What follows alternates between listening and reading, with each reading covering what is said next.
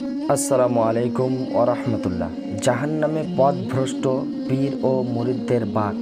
জাহান্নামে পথভ্রষ্টকারী আলেম ও পীর ফকিরদের উদ্দেশ্য করে তাদের ভক্তরা বলবে, এখন আমাদের আযাব হালকা করো। তারা উত্তরে বলবে, এখানে আমরা সবাই সমান, আমরা তোমাদের কোনো উপকার করতে পারবো না।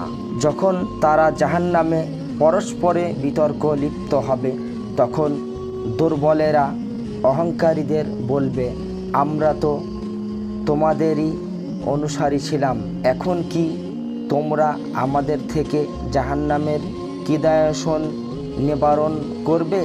অহংকারীরা বলবে, আমরা সবাই তো জাহান্নামে আছি, নিশ্চয় আল্লাহ বান্দাদের বিচার করে ফেলেছেন। সূরা মুমিন। পীর জাহান্নামে যাওয়ার সময় মুরিদদের লক্ষ্য করে বলবে, হতভাগ্য, মুরিদদের একদলও জাহান্নামে যাবে।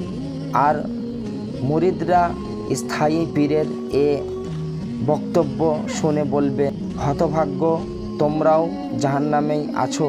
হে আল্লাহ, আমাদের জাহান্নামে প্রেরণকারীদের ভালো করে শাস্তি দিন।